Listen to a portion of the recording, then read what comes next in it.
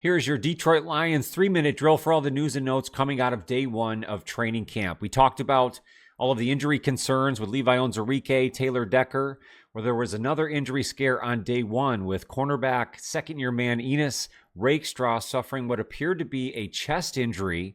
However, news coming out of the organization is that it appears to be a lot more minor than initially expected. They've classified it as a chest contusion, and his social media seems to indicate to tell everybody to chill out. Everything's going to be just fine. So the Lions avoid yet another injury scare on day one. This was the first time we got a look at the Lions' revamped offensive line. Tate Ratledge returned to the fold after signing his contract and got a majority of the snaps at center.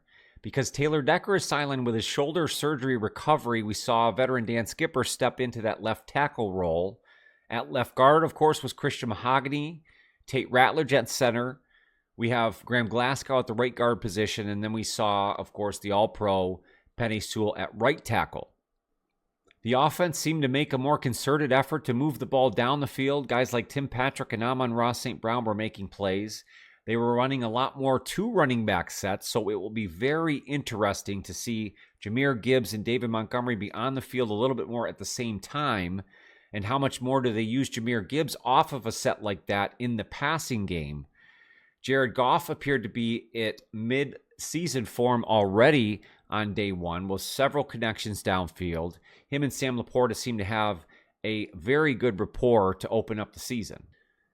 Several media and news sources made note of Pat O'Connor as sort of that replacement to Levi Onwuzurike, sort of shifting him into that technique that Levi filled that will be able to make up for his injury. It's very important to note that it is only day one of training camp. Most of the news coming out of camp will be overly exaggerated, but the one way you can lose the preseason is through injury. So you hope that the Enos Rakestraw issue is only minor, as they seem to note, and that the Lions can escape the preseason without stacking up any additional injuries.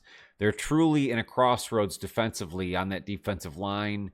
We'll have to see how they shuffle things around in that Hall of Fame game, who they'll feature, who they'll want to get a look at, or is there a player out there still that they'll want to pick up to add to this mix? Let me know in the comments down below. How are you feeling about the Lions after day one of training camp? Are we overreacting to any of these stories? Are you concerned about the injuries across the defensive line?